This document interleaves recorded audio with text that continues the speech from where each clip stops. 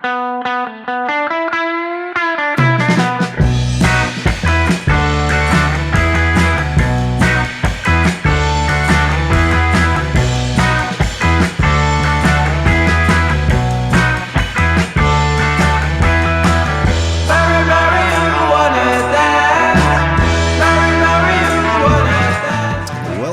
to High Tea with Dirk and Rens, a podcast about cannabis culture. My name is Dirk Bergman. And my name is Rens Hoppenbrouwers. Again, we are recording this at our lovely Airbnb apartment in Barcelona. We can almost see the sea from where we are. It's another lovely sunny day in Barcelona, and we have two wonderful guests at our table today for the High Tea podcast. Karen Mamo and Andrew Bonello, all the way from Malta. Welcome to the show. Thank you. Hello, thank you. Thanks for having us. Yeah, I think this is a fantastic opportunity for us to really get into what's happening in Malta, because I, for one, didn't expect that Malta was going to be the gold medal winner, because anyway you look at it, and for sure we'll get into it later, you guys were the first in Europe to actually change the law and have at least some form of legality for cannabis. Like I said, we'll get into that, and we also will talk about your personal journeys, your backgrounds, how you see the future for Malta. And you are really on a study working trip here in Malta, doing a program with ISIS, going to cannabis clubs and also getting a lot of information from what I saw also on some tweets about the program. So that'd be very interesting also to talk about. But as usual, we will start with our first segment of the show.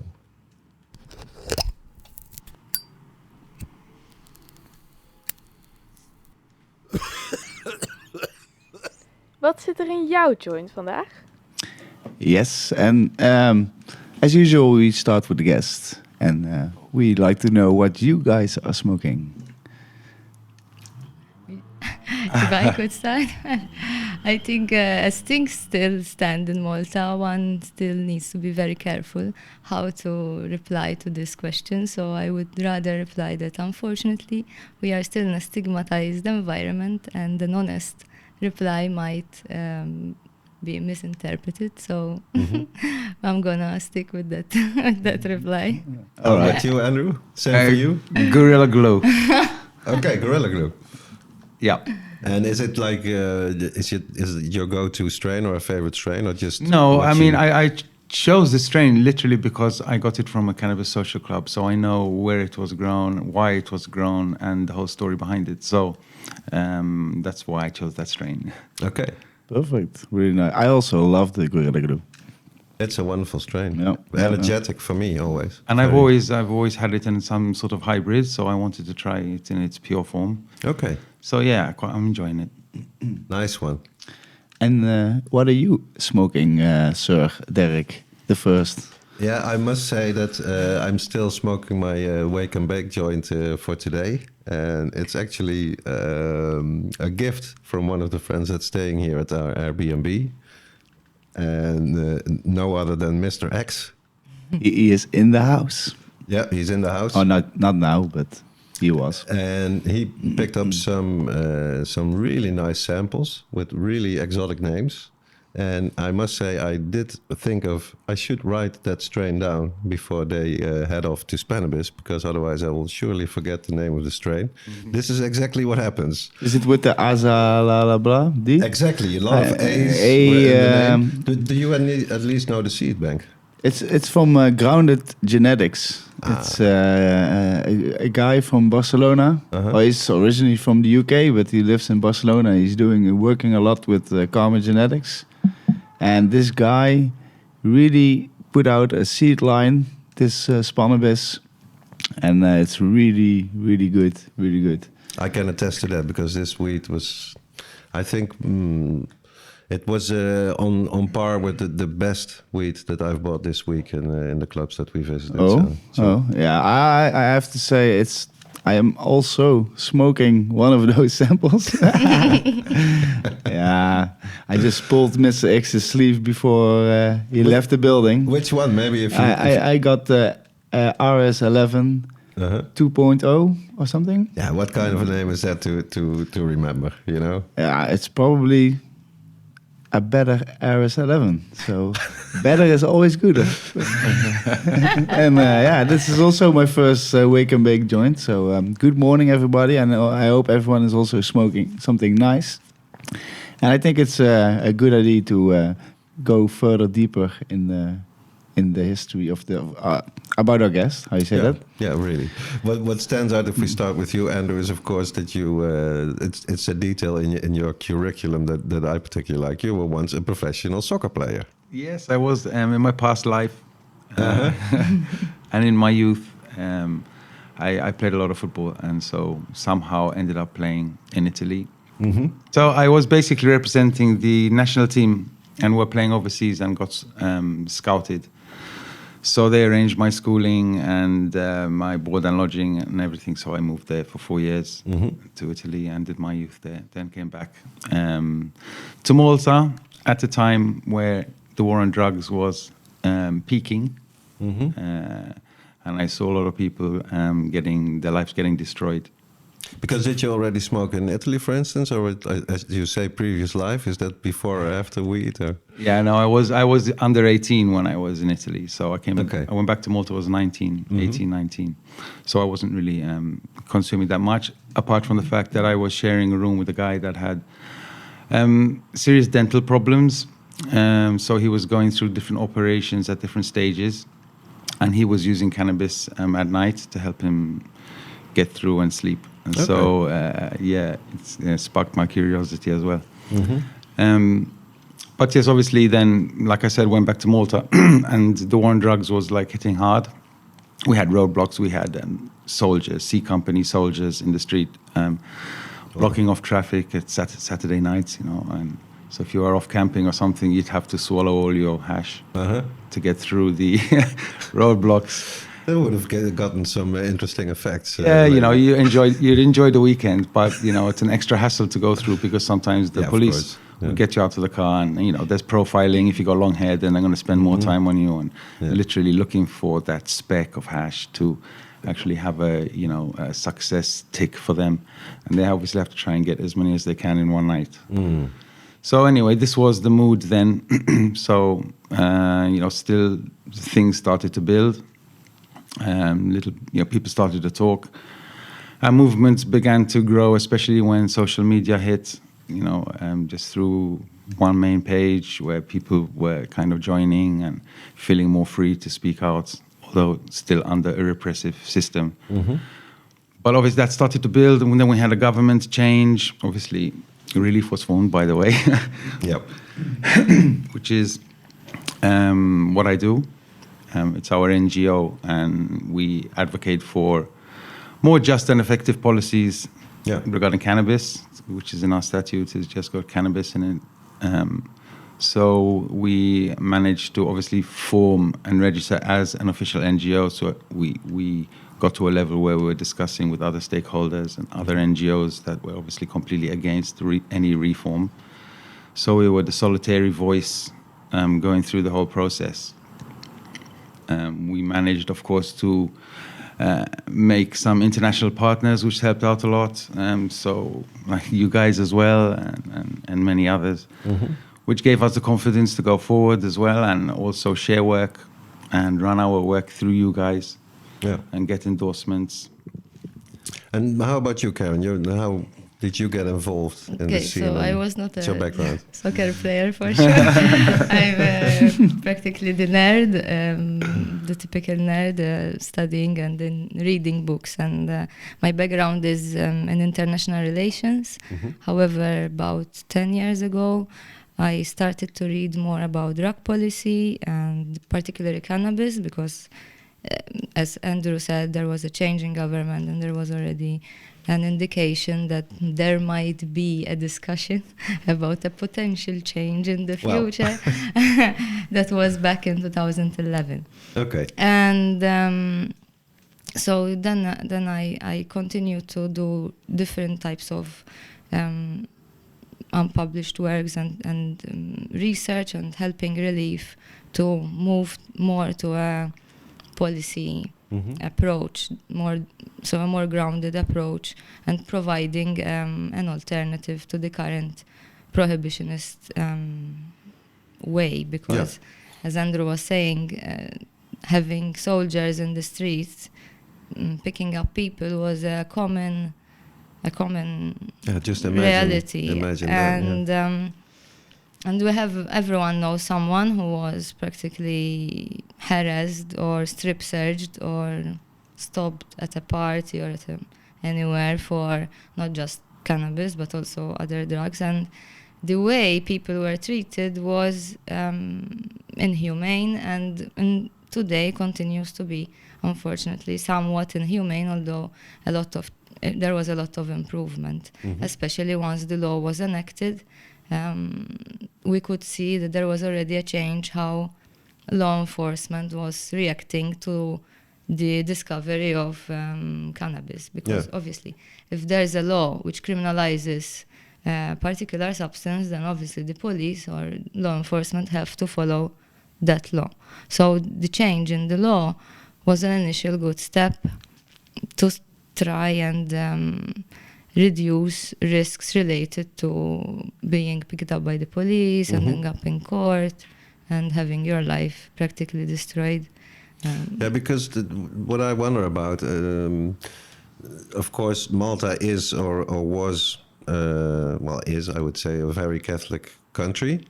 Would you say that is the main reason behind how repressive the system used to be, or is there another factor behind it?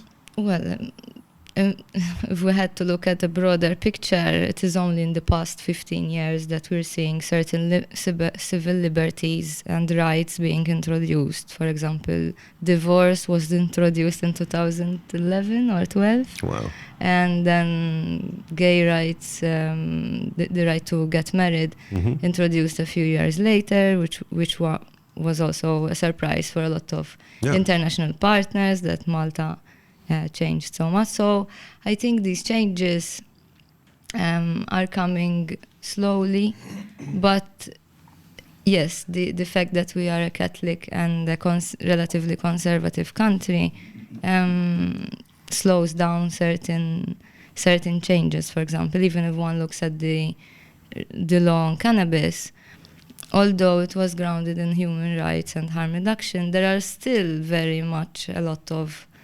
prohibitionist and criminalized traps that in the law still. In the law, and that reflects the fear that was raised also by various NGOs, including church, schools, and church-led organizations, that the decriminalization or any legal changes related to cannabis will open Pandora's box of drug-using youths and you know, they never seem to understand that when it's forbidden, the youth also already use the drugs, you know? Yes, and there was maybe some parts that were misinterpreting the law or the aim of decriminalizing the law, because people were speaking about the liberalization of cannabis when that's not the fact.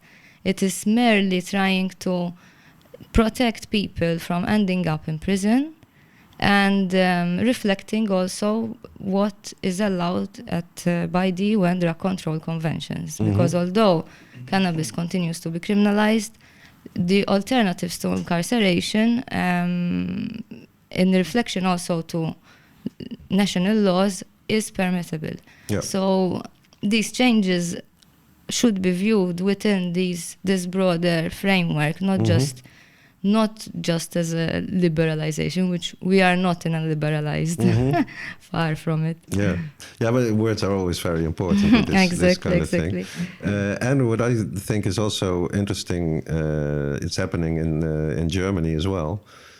You're in for quite a while, advocacy, trying to explain it all over again. What is harm reduction? You know, people will use anyway, better do it safe, blah, blah.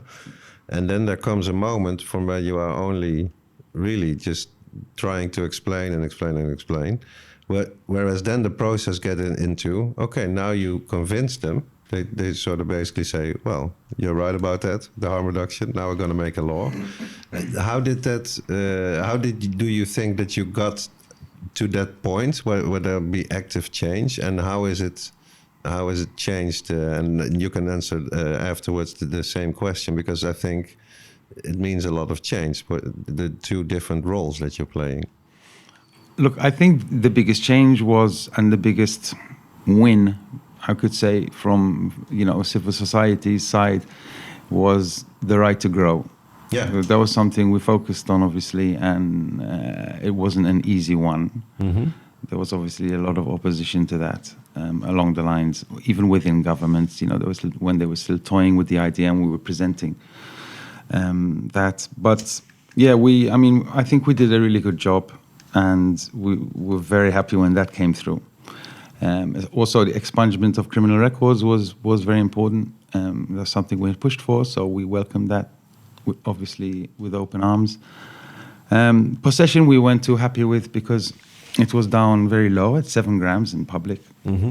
And it's very small. It just gives it just removes that extra protection for a consumer. Basically, we're going to see someone with 10 grams or something, they're going to have to pay fines and get questioned, and so that's very low there. And obviously then we have the formation of what we had proposed to be cannabis social clubs, mm-hmm.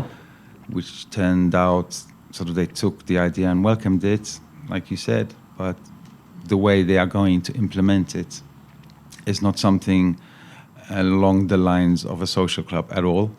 So when we see the fact that there's going to be no on-site consumption, that was one thing that I was really surprised and disappointed about. That's the whole idea of a club. Very disappointing. So it took the social out of social club, and it also removed the club, because there's not really going to be a club. It's an association where you become a member, but you just go and obviously pick up and take home. So that's where we continue to keep sort of trying to be at the table when they move forward, because I think they need the input from civil society, especially the smaller players, the community-run associations is what they want to call them, where we think that's the most important part of it all. Yeah, keeping it communal within the community. Mm-hmm. How do you think I think about it? even if we can maybe reflect a bit on this past week and what we have seen here in Barcelona, the community aspect is very important, and this has also come out from research being conducted by researchers here, that the fact that you're part of a group and you're meeting in the same place, you have opportunity to not only share best practices. So, for example, when it comes to consumption, unfortunately in Europe, most people consume cannabis with tobacco. So social clubs have an opportunity to dialogue with people and maybe try to find alternatives which are less risky to your health. So I think, unfortunately, the law there has missed a very important opportunity to really understand what harm reduction is. In fact, it's very worrying, in my opinion, that the law has framed harm reduction only as harm from cannabis, when in reality, harm reduction is not that. It is in part, yes, that, because when you get cannabis which is tested, and the opportunity to speak about different methods of consumption, yes, you are preventing potential harm from cannabis, but harm reduction and harm and risk reduction, as even it's more used here, has broader considerations, especially when one thinks about that the biggest harm was coming from the law and risks associated with being picked up. And as Andrew was saying, the 7 grams, although was a good start, still continues to put people at risk, because if they're going, for example, for a week in our sister island, Gozo, and they want to carry with them 15 grams, they risk being picked up by the police and getting a fine and all that. Unfortunately, the 50 grams at home is also very ridiculous, because if a person can grow up to 4 plants, why then you are just allowing 50 grams at home? And this is really a problem for all countries, I'd say, in Europe that are going down this road, including Germany, but the Netherlands as well. And then that maybe comes from certain stakeholders which continue to kind of overshadow the need to move to a human rights framework, because by increasing, that there was this perception in Malta that by allowing 7 grams, the government is saying that you need to consume 7 grams. Okay. But that is not the case. Every day. Exactly. Yes, they were talking about the amount of joints you can make out of 7 grams and how dangerous it is. And again, this comes from the perception that you're liberalizing. Mm-hmm. No, you are just trying to protect the person from being harassed by the law, which in reality you have no courage to remove directly from to scrap and start Mm-hmm. from new. Because the problem comes from the fact that we don't have a Cannabis Act. We have a number of amendments in the previous law, which dates back to 1937. Mm-hmm. And then we have a law establishing the Authority for the Responsible Use of Cannabis, who will be establishing these not-for-profit cannabis associations, which they should be cannabis social clubs. But as Andrew was saying, once they took out the consumption on site, the social was completely eliminated. So these things, I think, together show that there's a lot that needs to be improved to really say that we are moving to a human rights and people-centered drug policy approach in Malta. Yeah, so what I'm wondering about is the process of the law. It's interesting you say there is not a new cannabis law, but there were first amendments to the existing law and then a new law that has the authority established, and we go from there. How did the process go with you, with ReLeaf Malta as an NGO, trying to lobby the lawmakers into making a good law? How was that very direct, or did you just send input or send mails? How did it go about? Andrew can reply to this, but if you can imagine the story of Goliath and the giant. David and Goliath. Yes. It was something like that. Yeah, it was. I reckon you were not Goliath in this. No, Goliath. No. Everyone else. There was, well, you have to mention that with this, obviously, the process went through some years, in the sense from, and in this time, let's say from 2019, we had the government collapse, we had a new prime minister, we had then a reshuffle, obviously, and we had even the whole reform section being moved from justice to home affairs. Okay. So that wasn't something that we liked, because we felt it was better under justice. Why not under the health ministry?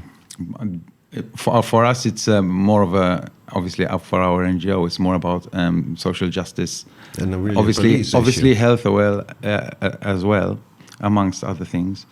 But yes, it ended up under the Home Affairs, so we had to start dealing with them. Was different because they also represent the police. So for us, it's there's an extra barrier. Plus, it wasn't the minister that took on the reform, but he passed it on to a parliamentary secretary, who's in charge, and she's young and has just been elected for the first time. Okay. And so she's overseeing, obviously, the formation of. She oversaw the formation of the authority and the board, which is coming into fruition now. Really, I think they're still sort of hiring, and we're seeing new things being released every day, and new documents, and also we're being updated as things go along. But as in what our relation was with government going through it, like I said, we had some closer at some times, and then after the change, we had less contact. Because obviously you get to know some people working in the ministries or working wherever that can do it, and if it changes, then you have to start from zero, But we've always Same been with members of parliament is also my experience with VOC in the Netherlands. You invest like time and energy into educating members of parliament on the issue. Yeah. And then by the time they get it, and then they go to another place, so they're not longer in parliament anymore. So it can be frustrating. Yes, I think from an authority perspective, they really do need to have civil society organizations sitting down with them when they make the decisions. But did you, or do you, because it's still going on the process, do you feel like a respected partner, or more like they have to do it and that's why they sort of listen to you? Or do you really feel like... At the moment, no. At the moment, I'm not happy with the relationship. I think it needs to be ironed out. But I think it can be, because there's a loud voice. It's basically, you can't just decide without us. Nothing about us without us. Yeah, well, Karen, you told me this before during a visit to the Netherlands, that one of the benefits of Malta being really small, and how many inhabitants in total? Around 500,000. Okay, yeah, so that it's like the distance between the politicians and the public and the activists is not that huge, because it's really a small society like that. Do you think that has really helped to get a better role for civil society in the process to legalization? Yes, I think even the fact that from a political perspective, there's also greater opening for dialogue with civil society. So, especially on thorny issues such as drug use and cannabis.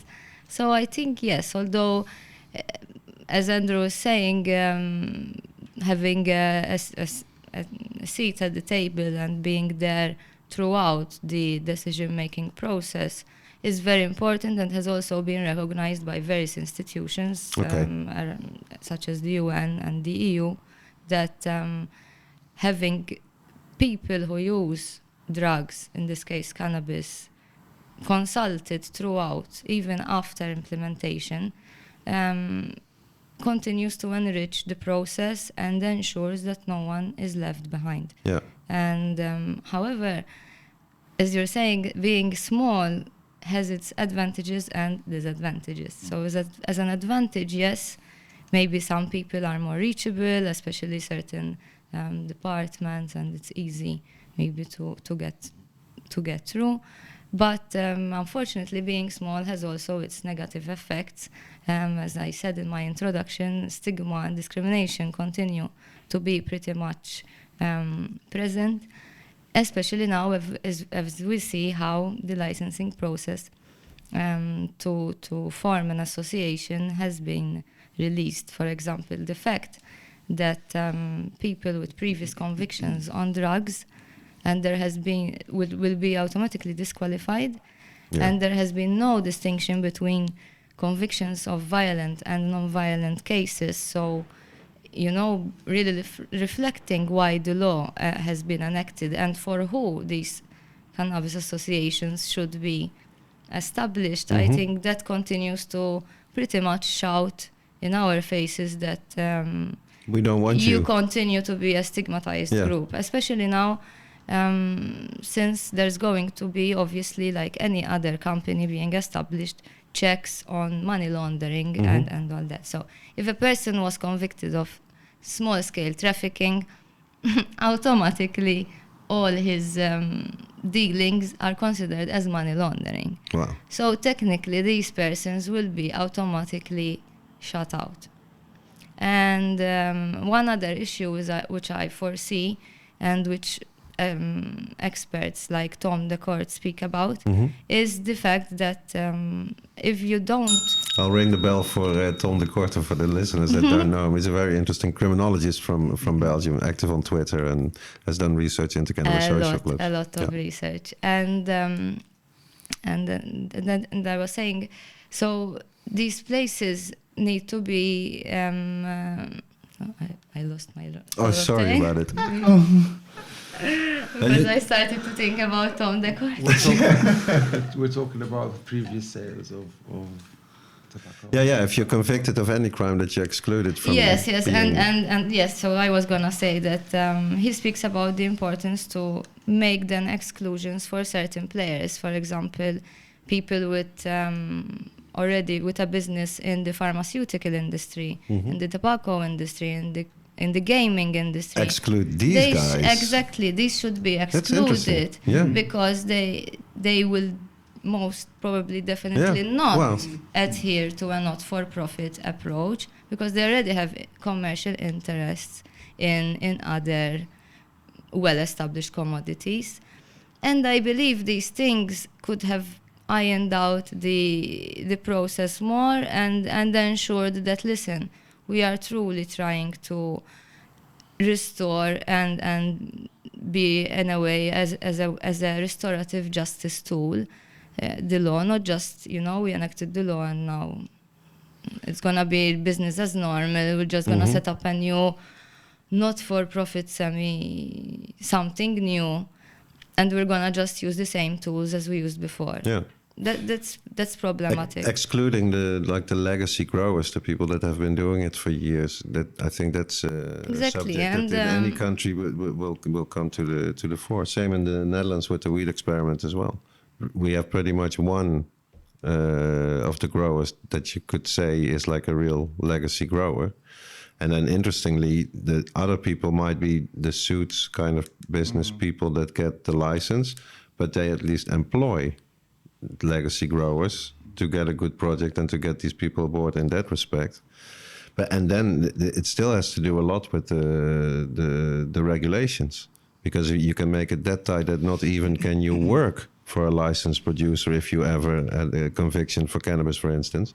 This is super important. And this is To me, otherwise you are really saying, the black market, we exclude the black market as it is.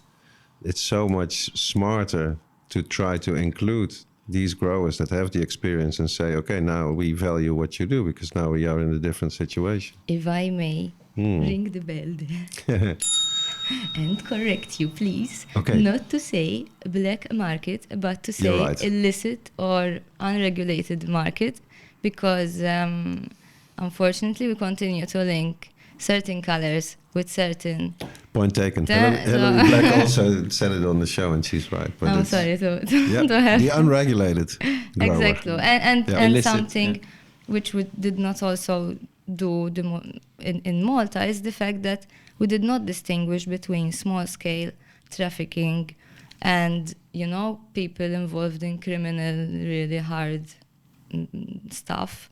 So everyone caught with more than what is prescribed by the law and convicted as a trafficker is technically the same as if, for example, you're caught with 10 kilos. But how can you have that and at the same time have expungement of criminal records Because for cannabis? the expungement is only until 28 grams Okay. and up to 4 plants.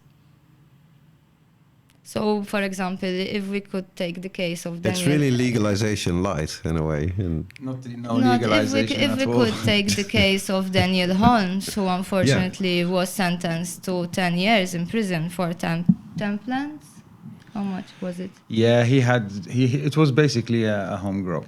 yeah. So with some light. So, but that was interpreted as having a industrial Professional, sort of setup, a professional. and he was ready to be the sort of big dealer of Gozo or Sister Island. And they really threw the book at the poor guy. They really got him for the fact that he must have got the seeds from somewhere. So we don't have seeds in Malta, so he's brought them in illegally. So they put that on him as well. And then he got 9 years and served 5. He got I 10 think. and a half years and a 23,000 euro fine. But you have to remember that it took him 7 years from when he was busted to actually start his sentence. And he couldn't leave the island, so he was going to court. Because he was a British citizen, eh? He was Welsh, yeah. Yeah, okay. And so that also was a big spark in the movement. A lot of more people came together, and the media were covering it, and everyone was, no one was really in favor of that sentence at all. So it made them look pretty ridiculous, as in. But he still had to do his time, Yeah. and he was then forgotten in the sense that until a journalist then started to follow his story, he had to live through that horrible time. Absolutely. And now, unfortunately, we see that people like him will not have their Records expunged. records expunged. And it's a pity, because we are in a way recognizing that was a tragedy, a human tragedy, because we separated a man from his young children and family.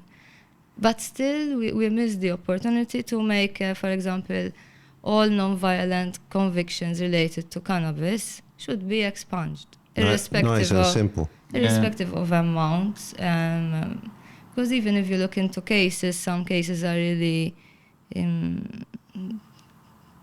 like really heartbreaking. Even if you look for other cases, not just on cannabis, for really small amounts, then people are end up in prison or with lengthy court cases. And with just this year, the National Report on Drugs stated that in 2021 there were around 200 court arraignments for possession. Wow. Majority being cannabis. So why these people are going still through the hassle and very high prices to pay the lawyer and other things? Because when did the law change? The law changed in December 2021. Yeah. But we still had a previous law from 2015 which stated that 3.5 grams were depenalized. So people were being fined for up to 3.5 grams. But anything above that was still a criminal offense. And now we have a mix of depenalization, decriminalization, and criminalization. To make it very easy. And it's almost starting to sound Dutch. Huh? Yeah. it's that's why it's complicated, because there's no Cannabis Act. Yeah. It continued to be amended within the Existing law. existing laws. So how do you think that they will be smart enough to recognize that what they really need is a comprehensive cannabis law that has all this stuff in it, or will they just go down this to stay within the UN?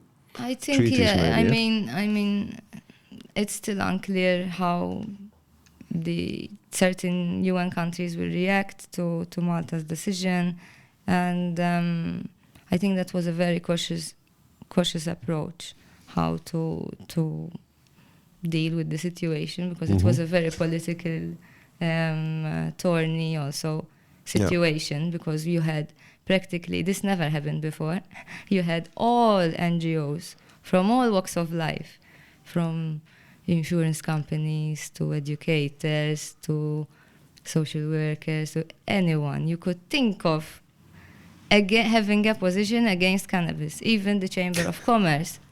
So even people who never even thought about cannabis or people ending in prison. But they were still against it. They didn't want any changes. They were happy with the 3.5 grams. So that was a huge congratulations on that part for the government to push through. So then you have to be also considerate that to just enact a full Cannabis Act would have been much more difficult to go through Parliament. Okay, yeah. However, unfortunately, we see, for example, the issue with CBD. Maybe Andrew can speak a bit more about this, that people continue to be arrested for flowers, not oil. And importing just CBD flowers. You know, they're getting busted and have to go to court. And we had the case of a doctor that was prescribing or was giving CBD to his patients because the actual medical cannabis that we have is quite high THC and always 1% CBD.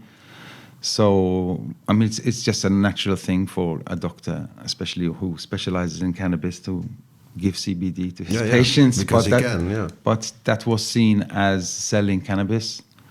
So he was raided in his house and in his clinic, and he was taken to the lockup for 48 hours together with his 2 front desk workers. They were strip searched, humiliated. His accounts have all been frozen because, you know, it's money laundering. They see it as money laundering. That kicks in. So prohibition certainly is not dead No, yet. it's going strong. And it's very unfortunate to see these things, because at the end of the day, society is benefiting nothing from all this, and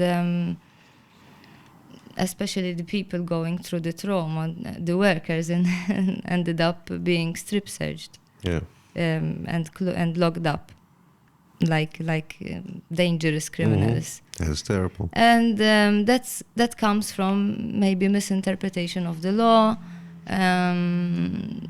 Unfortunately, no one taking the lead to say, no, this is not like this, and every very nice lawyers continue to interpret. In my opinion, the law is clear, because the law for the first time established that cannabis under 0.2% of THC is no longer part of the narcotics List, law. So the thing is that there was the word products, and products created some confusion, because a flower might not be a product. Again, the overarching objectives of the law to move to a human rights perspective in this case were completely forgotten, because yes, you can be very pragmatic that the law states flowers, so any type of flowers is prohibited. But if you look at it from a scientific perspective, what is prohibited at international level is something which might cause dependence, or is a mind-altering substance. Which CBD weed is not. Exactly, obviously. since the law established that some countries have higher percentages than 0.2, but our law decided that it was 0.2, following the recommendations, I think, of the World Health Organization. Yeah. So I think these things should be addressed and cleared for the benefit of everyone, because to have people arrested on their place of work. I think there was some confusion. There is confusion going on, because we've also been contacted by stores that were raided. One store was raided, and then they put everything back on the shelves like half an hour later, when another policeman turned up to tell them that it was only CBD. Okay. But that was flower. And then in the meantime, you have other people in court appearing for the same thing. So it's very confusing at the moment. But CBD in Europe, it's totally confusing in every country, I would say. I just written an article for High Life about how France is getting better and Italy is getting worse. And then France changed almost the minute that the magazine was out. And even in the Netherlands too, there's really confusion about who can sell CBD flowers. I don't see them like in Belgium and in Germany in a tobacco shop, for instance. And coffee shops, some do have some CBD weed, but others have it not on the menu. So it's totally confusing. It's interesting that here most social clubs have a section with CBD. Yeah. With Yeah, CBD flowers or oils, and that's interesting, because from a harm and risk reduction perspective, it shows that there's a demand for these products too. So people are really conscious and aware of their decision making when visiting similar organizations. Yesterday we were at the Dankgrass Club, around quite a big table with a larger company. So we had all kinds of drinks there. And as you know, I think all the clubs here, they also serve alcohol if you want it. So I was looking at the table, Coca-Cola, Fanta, water, coffee, and one person was having a beer. Thought that was so interesting. So even if you have the choice there, we could have all taken a beer. But to me, it was interesting to see that it was the proof that if you have it for your customers, it doesn't mean that everybody's going to drink beer. No, most will prefer soft drinks. Most stoners do it all. So I thought that was interesting. I know someone that had a place in Canada. I think it was called Hotbox. I know of. I don't know personally. And I've been there. Yeah. Have you been there? Yeah. And apparently, Don't you got a shirt of it? Yeah, indeed. Yeah, that's a legendary place. apparently they decided to ban alcohol mainly because of the vomit more than anything else. Because From the vomit? What's it mean? Because a lot of people were drinking. Yeah, of course. Were drinking and then going there to have a smoke, and it obviously doesn't mix. Tourists mainly. Yeah, but here with the clubs, I think it goes well together in a way. That's interesting. Yeah. Another thing I wanted to ask you guys about is we talked about this before, like commercial companies, foreign companies, they look at Malta and they see it as this sort of a nice thing that they can get their hands on. And you were explaining, Andrew, that it's not so much to do with how much money they can make off the market, but more that they can tell their investors about that they're active in it. How does that sort of work now? Yes, it's basically, obviously, in every country that's regulated, we've seen the medical cannabis industry participate, in the legalized markets.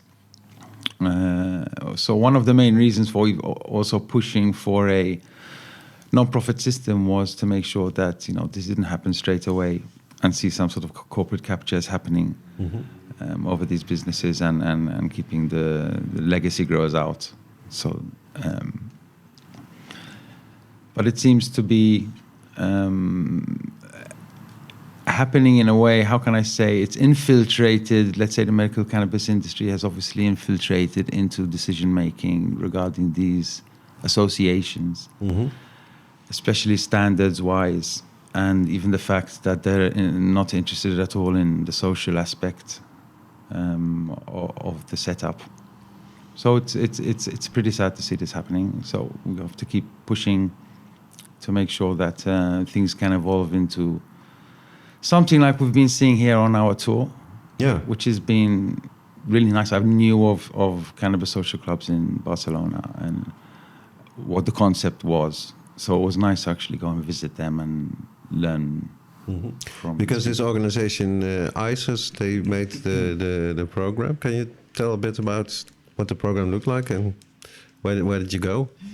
Well, this was the first of its kind, this tour. It gathered people from, I think, around 9 different countries. Wow. And representing, I think, most regions of the world, apart from Asia, if we could gather us like this. And it was interesting because we had talks with people working within cannabis social clubs or that have founded the social club. We had also talks with the Department of Public Health, who, interestingly enough, this doctor, I think the director who spoke to us, although stating that he would never recommend cannabis, but he would recommend the establishment of a cannabis social club, especially when they are in contact with the Department of Public Health. And there's also an organization, CONFAC. CATFAC is the Catalonian one, and CONFAC is the national one. Okay, Who fuck? okay. Fuck. And they develop together with RDR very interesting approaches to harm reduction. So these dialogues were very interesting to learn how these people are making something working without the law. Yeah. And we come from an area, from a country that we have the law, and we're trying to move to make something work in the near future. So it's also interesting that we could speak with people, for example, from the USA, from Switzerland, and from other countries that are also moving to change the law or have effectively been implementing a law regulating cannabis. And interestingly, people from the USA, I had a different perception of who will be coming with us. And I was very pleased to see that there's a lot of push for social equity programs. And you see it in New York, for instance. Yeah. Exactly. But usually when you think America, you think commercial. Capitalism. So, exactly. So I think it was very refreshing to see that these people are learning from maybe the mistakes of other states or their own mistakes and trying to. So what's really interesting to me is that, like the original, if you can call that the original Cannabis Social Club model, was indeed a non-commercial model, in a very small scale. And if there's one place in Europe where it's not like that anymore, as far as the money goes, it's of course Barcelona. So I'm a big fan of the clubs here, but yeah, unless you're blind, anyone can see that the idea that, you know, the members of the club, they all know each other, and the growers. But we saw You that we visited different clubs, and we could see that some of them are true, as you say yourself, very commercial, no idea who the members are. But then you have others which are relatively small, and True. There are some. And even their infrastructure, it shows that it's all homemade in the sense that between friends and between the community. So I think the fact that there's no regulation continues to create the space for a mix of how a social club should operate. But if we look at the core principles, and as you're saying, at the history, it's important to remember that the social club ideally works with a small closed membership criteria. Yeah, it's interesting to Yeah, see. different to clubs. Yeah, well, I can because we can get into that now maybe a bit deeper. Just today, actually, came news from Malta that there are new rules published and new amendments to the law published to go into the more concrete details of how you're going to do the licensing, because that was quite surprising.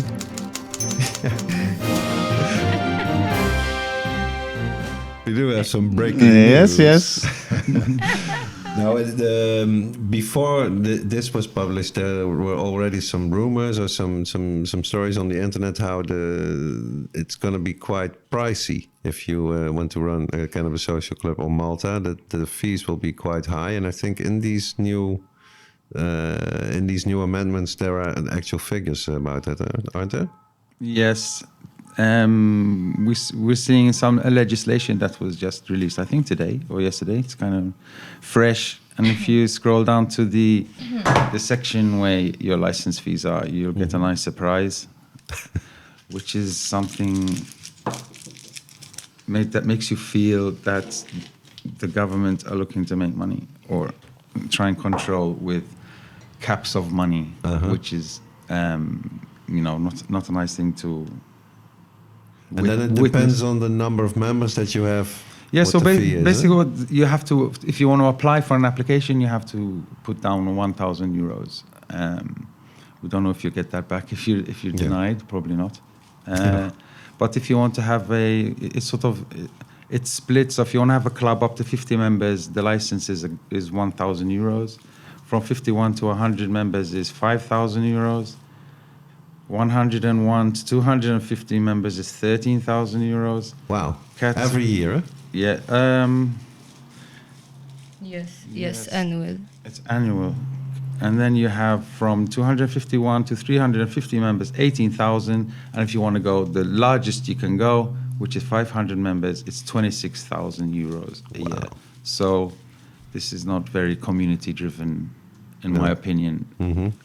At all, but they are there, so at least people that are applying sort of know these things. And applications start at end of February, yeah? Yes, they So before you know what you're buying into, you had to sign up for it. Yeah, there seem to have been a bit of a rush to get things done. There seem to be some deadlines set down by the government for the authority to hit, as in they had to have a conference, then they had to issue the applications on a certain date.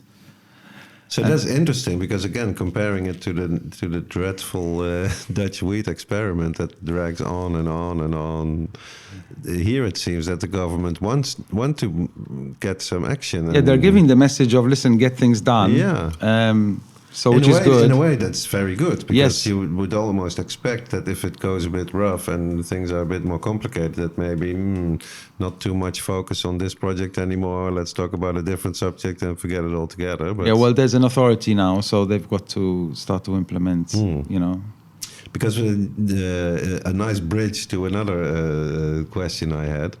and I was very surprised because I had the opportunity to meet her, Mariella Dimek, I think. She was the first head of the Cannabis Authority, but was sacked. And she came like a working visit to the Netherlands and paid the VOC a visit as well, and went to Amsterdam.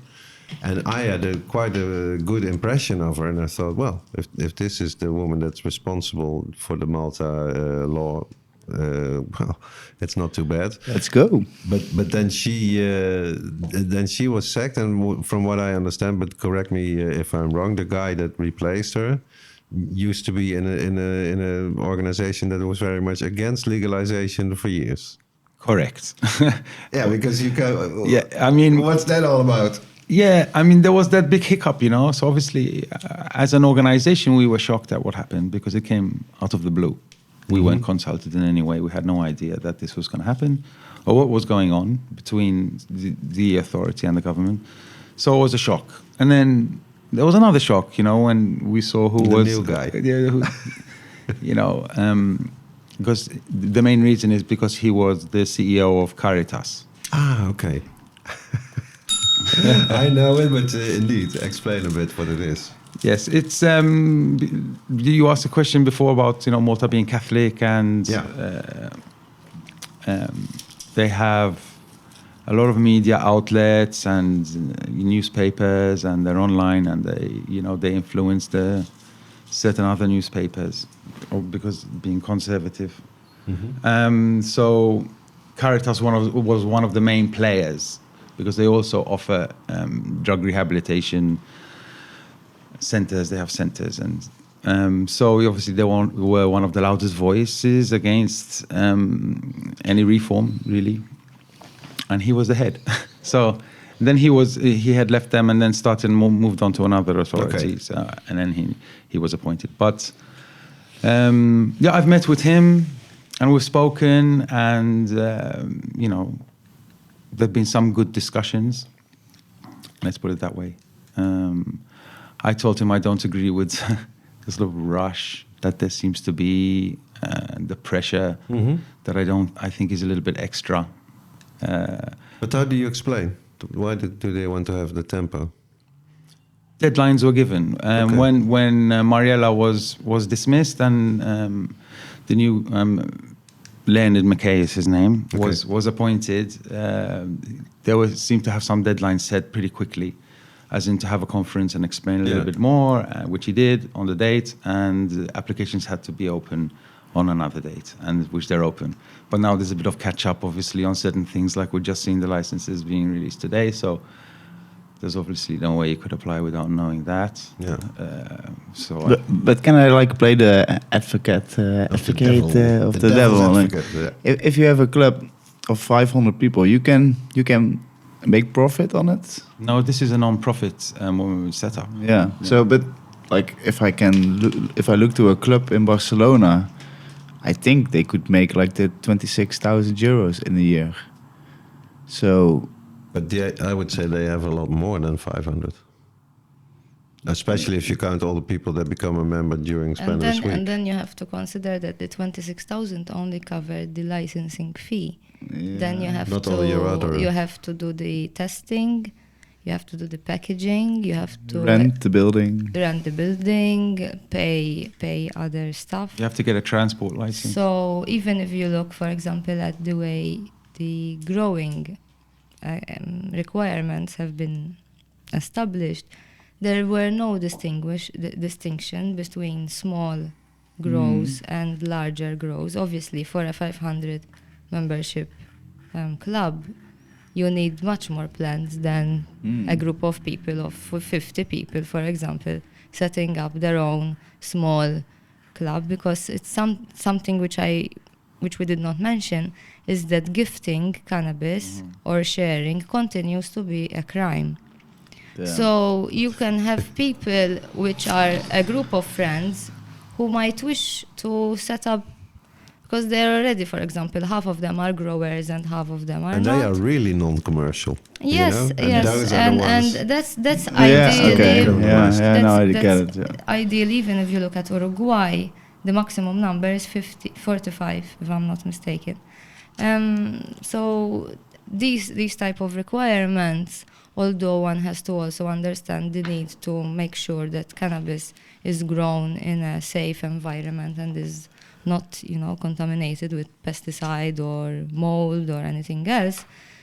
I think they do not reflect the needs of a recreational model and the experience we've been shown from here, at least. And unfortunately, it will be difficult to see who will afford to be part of this reform, and those who will unfortunately say no, this has been designed not for me, and obviously I will be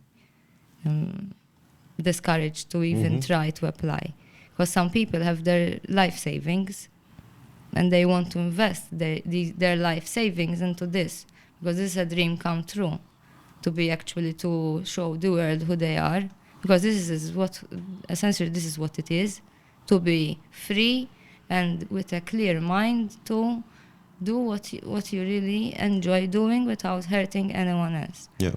But to have these people risk all their life savings in this new experiment, because it's still an experiment, these people don't know if the members will continue to visit their club. They might visit at first, and then maybe the illicit market does something new, or maybe they can grow at home and they don't go anymore. So these considerations, I think, need to be seriously addressed. Again, because the law is being passed to correct a bit the wrongdoings of the past, not to open up a new commercial niche for people who are already rich enough to afford this luxury, kind of. So a lot of challenges ahead, for sure. Yes. What keeps you going in that respect? Because, like you said, there are so much potholes in the road to real legalization. What keeps you going? Well, that's one of the main reasons, because we have not legalized. We nowhere close to legalization, which is basically in the ReLeaf logo, legalize, regulate, educate. So until we remove cannabis from that dangerous drugs ordinance list completely, then we're not free, I feel, especially when it comes to our human rights, which is the main aim.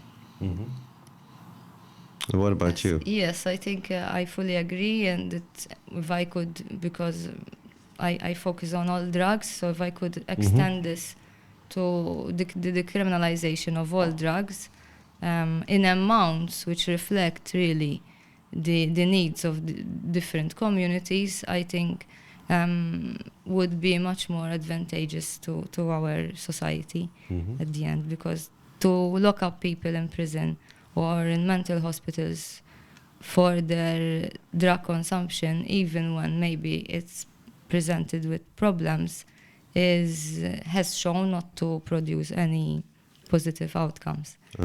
So I think moving closer to a human rights perspective and framework for all drugs and all drug users is important, because we're also already seeing that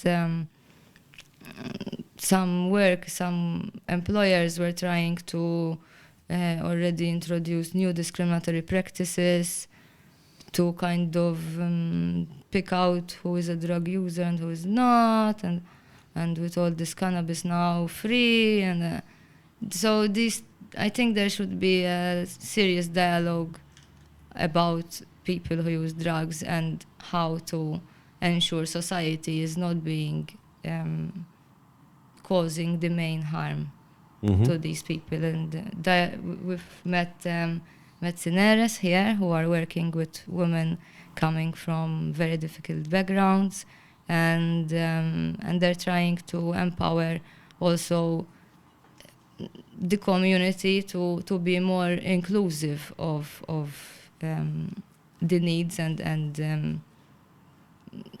the needs It's by like a these people. huge chance if you implement a new system like they're doing now in New York. If you're smart about it and get the good people involved, then you can really not only make it the mistakes of the past, make them right, but make a better system Exactly. and sort of repair it for the people who got hurt. Which is why we're pushing for the social equity part of the reform as well. We actually presented a document as well to government together with another NGO in Malta called Graffiti. We presented that to Mariella originally and represented it to the new board and chairperson. So we're not seeing that direction towards social equity clear enough. Yeah. We're not seeing an approach towards the human rights clear enough as well. And it seems to be more of a commercial setup for a non-profit association, if that makes sense to anybody. So I think, yes, things need to be ironed out for sure, and we need to sort of organize a chart and see what's more important in the whole reform, which is social equity is obviously, and social justice, and human rights at the very top. So we'll make sure that's the final goal. Yeah. Now, I heard from a really reliable source, Karen, that you might go work for the National Cannabis Authority in Malta. Yes, that's recent news. Your Twitter bird is correct. Something which maybe I can add on what Andrew was talking about is the human rights aspect. Interestingly, the authority released a number of directives on the technical aspect and on the operational, but also one about harm reduction. So for the first time, we see that the authority is defining what it means by harm reduction and setting a number of requirements. For example,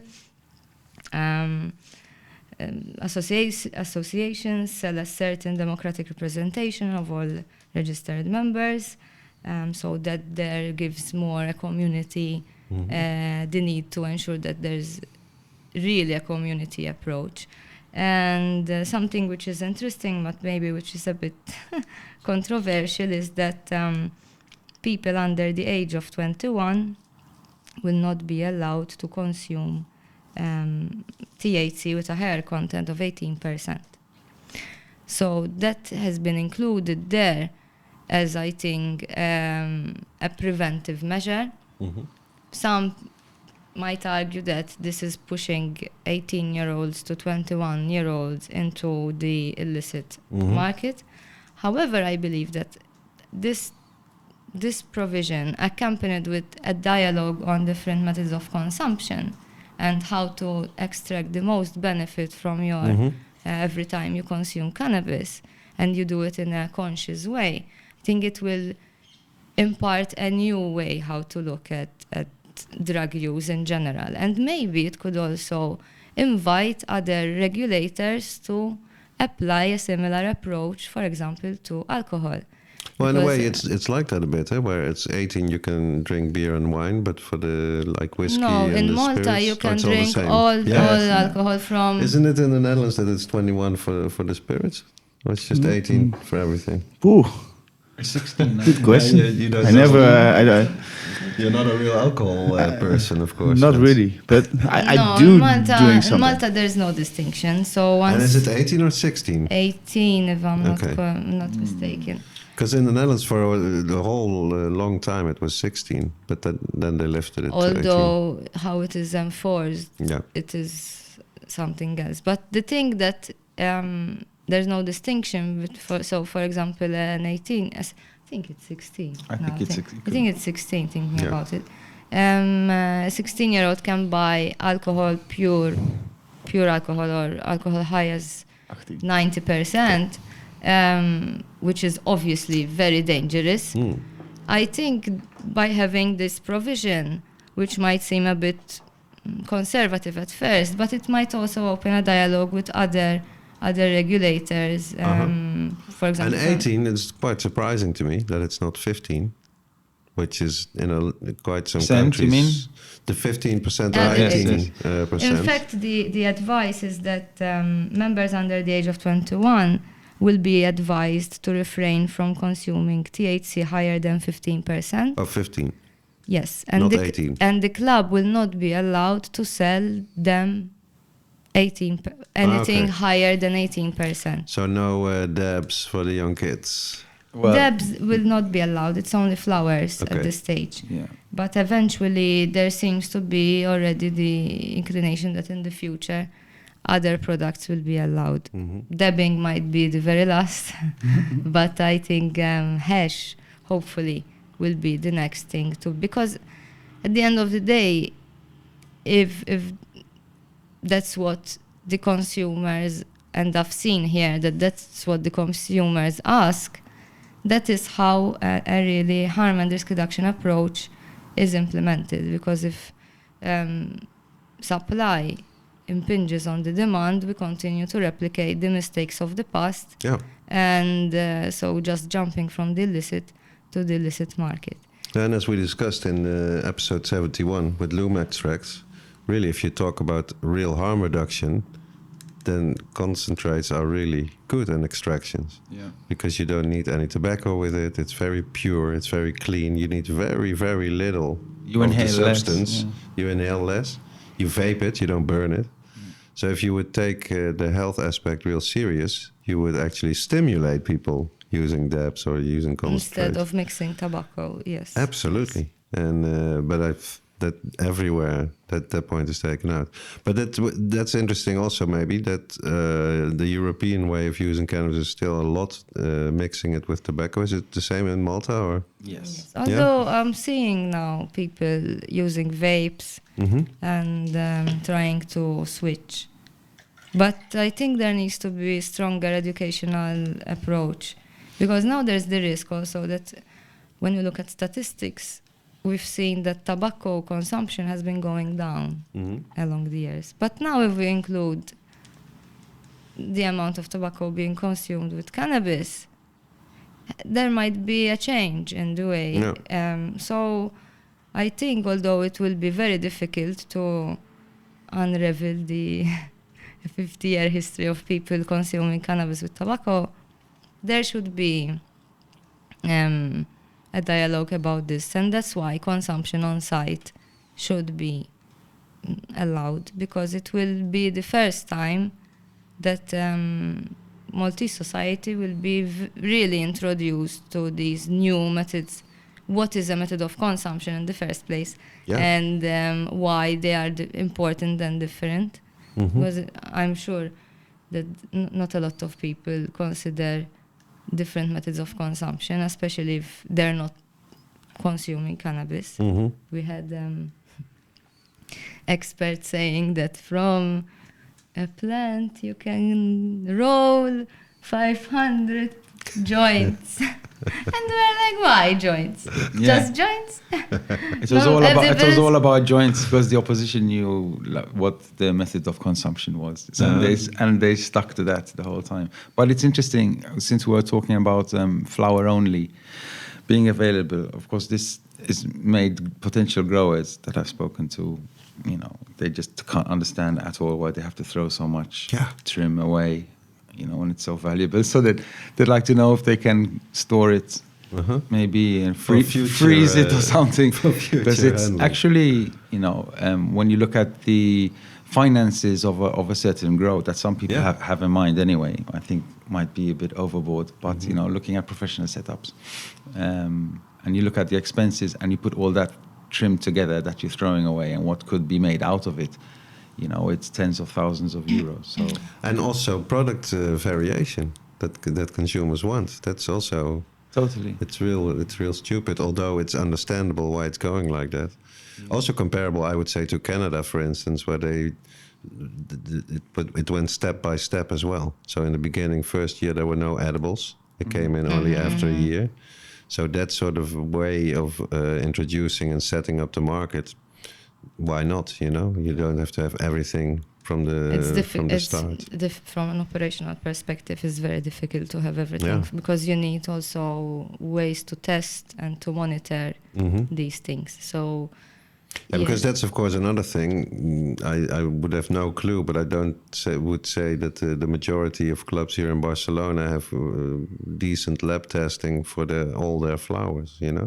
Yeah, pretty much, because the true ones are, they're self-regulating, and so to the highest standards, obviously, because the members, it's transparency with your members as well, but also just in case the police come knocking on the door or the courts. No, I've seen records, updated records of all the testing the club owns. Yeah, So and the methods of consumption are logged, and obviously, I think they keep the names private. They don't have to pass them on, but they have everything logged in such a way that they've self-regulated in such a way that they've gone above of probably what should even be required. And now researchers are reaching out to these clubs to better understand that's a fantastic cannabis process, trends, really. because they can be honest and they have full access to.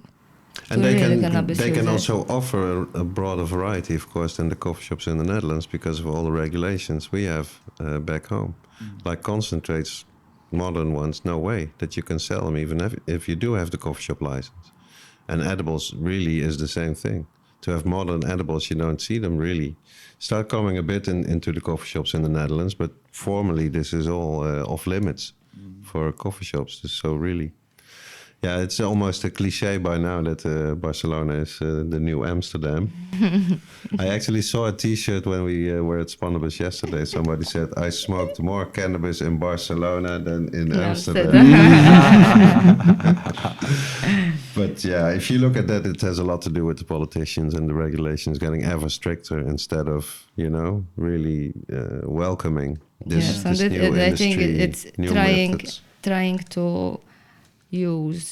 trying to fit on clothes which are too tight now. So trying to fit cannabis or whatever is being done within something which was already there instead of creating something new. So for example, when it comes to Malta, there's going to be different permits related to building permits and all that. So again, the community aspect of maybe having this system virtual. Maybe they are 10 friends cultivating at home. They're gonna share everything between themselves, so they don't really need inspections and labeling, and they can still do the testing. And they should be encouraged and maybe helped to do the testing, but they're gonna do it for their own selves. They're not gonna get any profit from it. So I think these things which have not been considered, unfortunately, miss the opportunity to really create small, safe spaces or social clubs. Yeah. So I would say that you two are certainly the most informed people in Malta if you want to know what it's all about and what the future is going to be. More or less. So how do you see the chances of the legislation getting actually better? Like, for instance, that they would change and say, okay, we listen to your arguments, we will have on-site consumption in the clubs, we will have the fees a bit lower. Yeah. Is it now that it's public, that it's in the law now? Will it never change, or will it take years to change it, or will it be flexible enough to adjust it to be a better system? Well, I mean, the more things that get released, the more things, they've put it down on paper. So it gets a little bit more serious. So, but I still think there is room for things to be changed, because I don't see licenses being given out this year, to be honest. So there is time to actually get things better. I think and I believe that consumption on site will be moved, as in they will make it available from the beginning, because the arguments are too strong and you cannot be focusing and saying that you're moving in a harm reduction direction when you're not allowing on-site consumption. It's counterproductive, and I think they've understood this, so and it's being taken into consideration. Mm-hmm. How about you, Karen? Do you think it's flexible enough? I think even if you look at how other countries are moving along. Drug policy is not set in stone, and it's something transitional. So I think the fact that from 2015 in 2021 we had amendments is very encouraging, but in a way a bit troubling too, because it took quite a long time, and there was also changes in government, and and obviously drug policy is not a commitment taken for the long term. So there might be a change in government, and laws get changed and repealed. So the more flimsy they are, the less certain, safe the people can feel. So I think in the coming months and hopefully not years, some issues which are already being flagged should be urgently discussed. For example, the issue of gifting cannabis, which would in reality defeat the illicit market, because right now anyone who gifts or exchanges cannabis is considered as an illicit trafficker, but that's not who the law is really trying to reach. And other issues related to the amounts of grams kept in associations is 500 grams only. So that will create obviously some problems, but these are small things which I am sure will be small things. When I hear 500 grams, I immediately think, of course, that it's like the curse of the Dutch coffee shops. They can only have 500 grams, no matter if they're right in the center of Amsterdam and have three. I think that will three stories. that they can may also have 500 only. Maybe that will in time reflect the amount of members. So if you have 500 members, you that cannot have 500 so much grams. More sense. Because it's if they all happen to come all on the same day and not finding cannabis, research has shown that people go back to the illicit market. Yeah, of course. And if it's not there, you've lost the opportunity to bring a positive behavioral change. So one hopes that there will continue to be dialogue with civil society, especially of people who consume cannabis, not only with people who are in the rehabilitation services, and changes will be introduced accordingly. Do you feel now like, because you're going to work for the Cannabis Authority there, that you're really crossing the line to the other side, or do you see it as a big opportunity? Crossing the line on working with the enemy, you mean? Yeah, well, not the enemy, but it changes, of course, your perspective, but also your influence, I would say. Well, to be fair, I've always taken this approach from a research perspective, and my work has always been linked to policy-related, my work in this field, in the sense that always been related to how policy could be improved to protect and improve the lives of people. So I will continue to be very much honest and committed to this belief that everything that, even if I'm working with the authority now, my commitment will remain to protect and promote the rights of people who consume cannabis, because at the end of the day, my job and my colleagues' job wouldn't be there if it would not have been years of injustice and the fight of civil society, like people like Andrew, to correct the wrongdoings of the past. So I think it would be a shame if people working in similar authorities do not recognize that they now are in the seat, in a very important seat of policy, and which can change history or continue the status quo. Yeah. And I am determined that no, the status quo cannot continue. Wow, well said. And then both of you, of course, on a super important mission.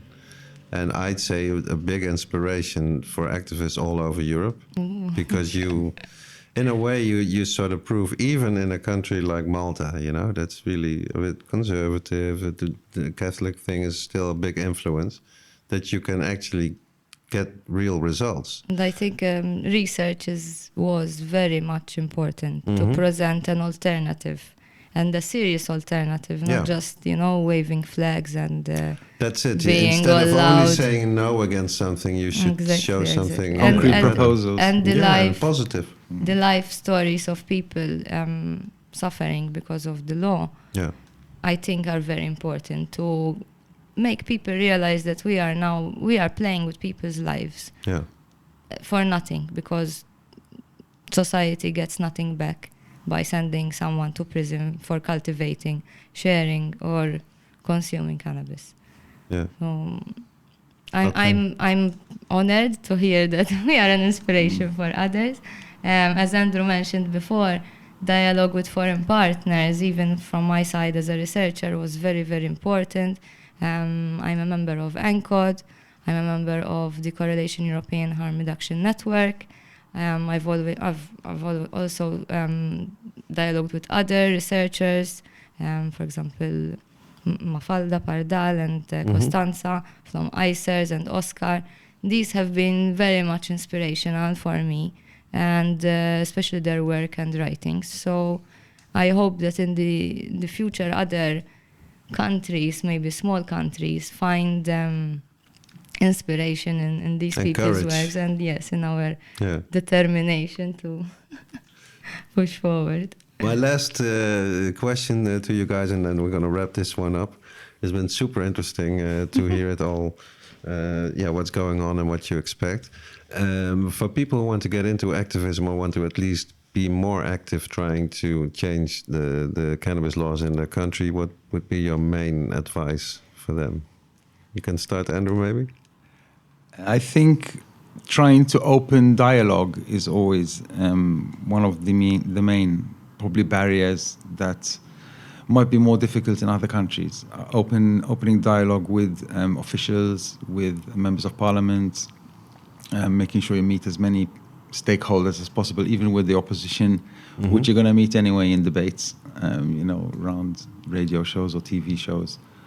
Keep the dialogue going always, and hopefully you get a bite from someone in government that is going to realize that this is actually a positive move, and makes a lot of sense. So when the work is presented, especially so well researched, especially which is designed for your own country as well, which is important. Specific. Yeah. So I mean, there's a lot to learn from online, what other countries are doing, and what there's some great NGOs like ICERS and Transnational Institute and Transform and many others that we've been in touch with are doing amazing work. It's all there. You can read up. You can put everything together and design it into your own, from your own local perspective, and present it to the most important players, and keep pushing. And then eventually things start to happen. It took time for us as well. We're happy to have gotten where we are, but obviously, like I said, we feel there's a lot more work to be done. Yeah. So you have to be in it for the long haul. It's certainly not an easy job or ambition. Karen, what would be your advice? My advice would be, I think, as a nerd, to get into the research, because there's a lot of information out there. Unfortunately, discussions in Malta usually were always framed within a biological, medicalized approach. So when you mention cannabis, it was immediately gateway theory, schizophrenia, and our youths at the sidewalk. And that's what gets people emotional. And children. Yeah. Won't someone think of the children? Exactly, and that's what gets people emotional, but not really dialogue, speaking about the issue. So to research and look at policy, what other countries are doing, to reach out to these organizations, as Andrew was saying, which are, I think, a treasure in their own field, because they are very forthcoming. They have published beautiful reports and guidelines, and I think that's something important he also mentioned, to tailor-made for the needs of the community or society or country you are advocating for, because obviously the situation in Germany is not the situation in Malta, and is not the situation in Spain. Yeah. And this is linked to the history, to the law, to the economics, to the culture, to everything. So what would work in Switzerland might not work here, and vice versa. So I think